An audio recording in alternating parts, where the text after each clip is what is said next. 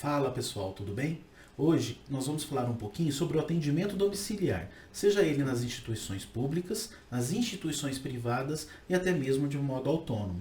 Mas antes eu gostaria de que vocês se inscrevessem no meu canal, deixassem o seu joinha nesse vídeo além de compartilhá-lo e nos comentários deixem suas dúvidas e sugestões. Bom, vamos lá. Atendimento domiciliar. Nós já falamos aqui que um dos grandes desafios do graduando quando ele deixa a faculdade é como ele vai direcionar a sua linha profissional. Geralmente nós escolhemos concursos públicos, concursos para pós-graduações e o atendimento domiciliar propriamente dito. Eu já deixo a faculdade sempre com o paciente para atender no domicílio. Mas para prestar esse serviço, é importante que nós tenhamos conhecimento das modalidades e dos critérios que se baseiam o atendimento domiciliar. Nós temos instituições que fazem esse tipo de atendimento, instituições públicas, instituições privadas, filantrópicas e o atendimento autônomo, aquele fisioterapeuta que não tem vínculo com nenhuma outra instituição. Essas instituições, elas se diferem pela burocracia, pela parte administrativa, porém o conceito, a base é o mesmo. Em 2016, o Ministério da Saúde promulgou a portaria 825, que traz o Melhor em Casa como referência para o atendimento domiciliar. Ao mesmo tempo, o Conselho Federal de Fisioterapia, através da Resolução 474 de dezembro de 2016, normatizou a atuação da equipe de fisioterapia na atenção domiciliar. Bom, não é o nosso foco, não tenho como objetivo nessa nossa conversa, nesse bate-papo, trazer as minuciosidades do serviço público. Nós podemos falar sobre isso em outras oportunidades, porém trazer o conceito igual deste tipo de atendimento. O serviço público ele é representado, o SUS, ele tem como pilar a universalização, a equidade e a integralidade. A universalização significa que todos têm todos têm o mesmo direito para o atendimento. A equidade não quer dizer que todo mundo seja igual, afinal nem todo mundo é igual. Há uma disparidade social gigantesca, principalmente no nosso país. A equidade ela traz o quê? Que nós tentamos conseguir diminuir a desigualdade entre os indivíduos. Isso quer dizer que eu vou dar prioridade para aquele paciente mais carente. Eu estou falando do serviço público. E a integralidade, que é prestar o atendimento ao paciente de um modo global, verificando o ambiente no qual ele vive, o familiar, o cuidador e assim mesmo. Então esses são os princípios do SUS, no qual o serviço público foca. E além disso, nós temos também que entender quais são as características dos níveis de atenção, primária, secundária e terciária. A primária, nós trabalhamos com a prevenção. A secundária, com o tratamento. E a terciária, com aquele paciente que já passou por alguma internação, que realizou alguma cirurgia e precisa da reabilitação. Vamos falar um pouco da equipe do Melhor em Casa. Ela é dividida em 3 modalidades, AD1, AD2 e AD3. AD quer dizer atendimento domiciliar.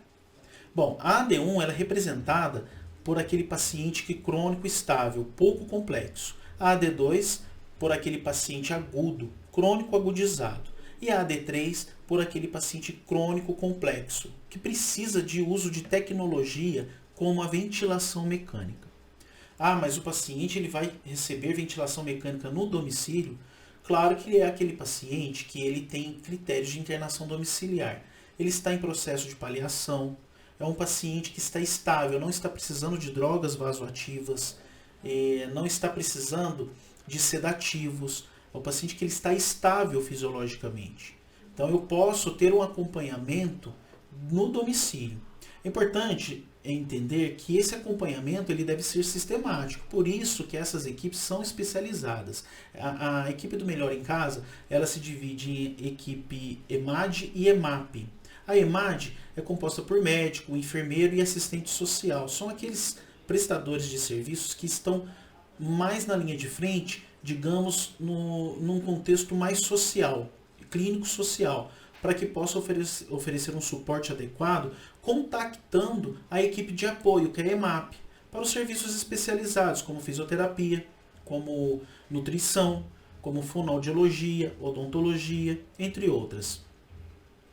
E essas equipes elas atuam em conjunto, né, uma interligada à outra. E esse paciente de AD2 e AD3 são acompanhados pelo Melhor em Casa, enquanto o AD1 é acompanhado pela estratégia de saúde familiar. E existe o quê? Uma troca completa. Isso significa o quê?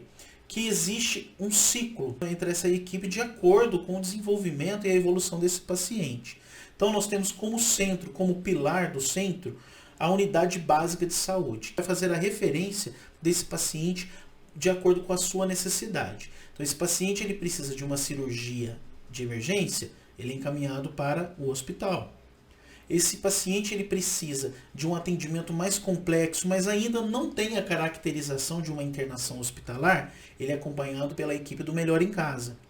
Esse paciente ele precisa, ele apresenta uma certa instabilidade, mas ainda não foi direcionado para o hospital, ele vai para a UPA. E assim existe uma troca de informações, uma troca de referências entre essas instituições, sempre auxiliada pela equipe do SAMU. Bom, este é um fluxo, é um rápido fluxo só para vocês entenderem qual é a dinâmica do serviço de atenção domiciliar público. Mas como eu disse, esta é uma característica administrativa da equipe pública.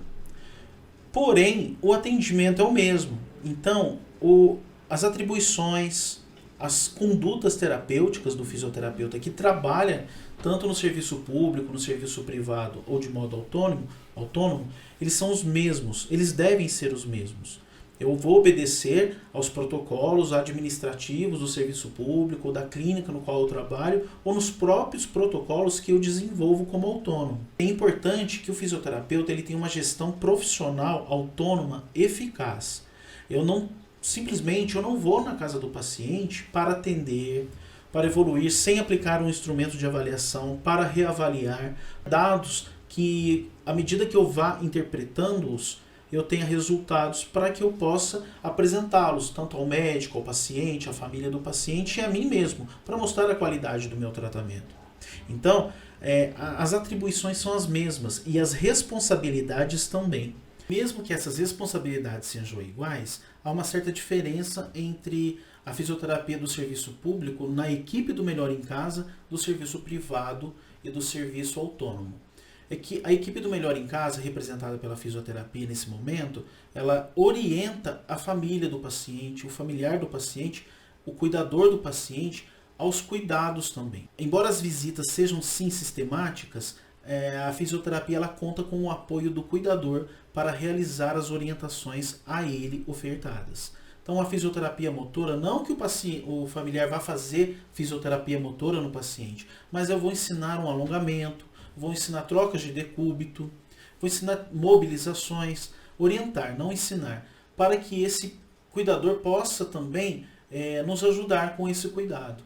Na parte de fisioterapia respiratória, ao estímulo da tosse, a sedestação, a aspiração traqueal, que também é um tema um pouco delicado, assim como a ventilação mecânica, que nós vamos tratar exclusivamente em outras aulas, outras conversas.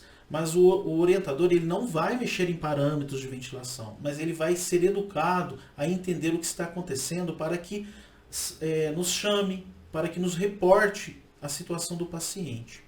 Tá? Bom, mas como existe as responsabilidades em comum, é importante que nós saibamos quais são.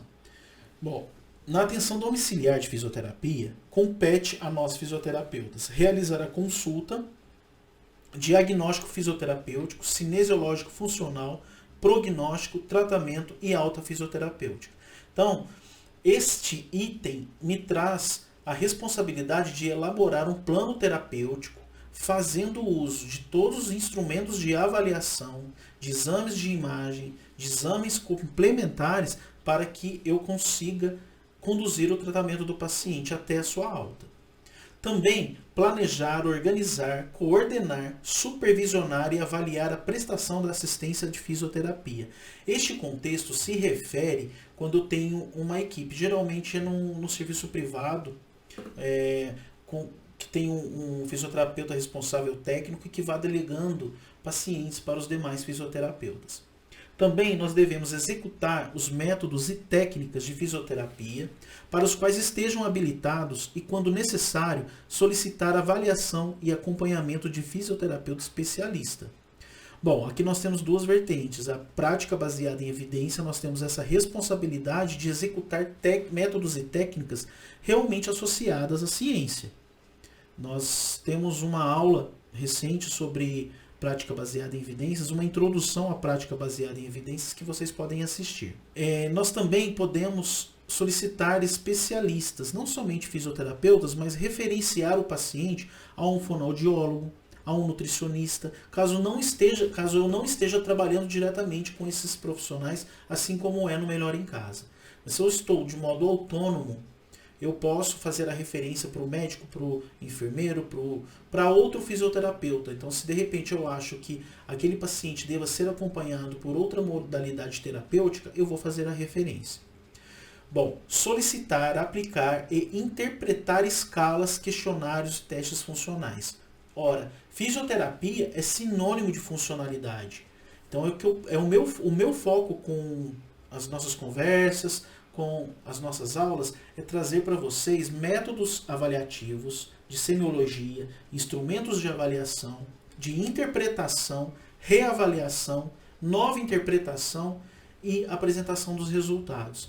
Porque existem escalas subjetivas, como é da dor, questionários de qualidade de vida, e esses dados eu consigo trazer numericamente, quantificar esses dados subjetivos por meio das escalas validadas, como nós também já viemos conversando sobre isso, para que eu possa apresentar esses resultados de modo quantitativo.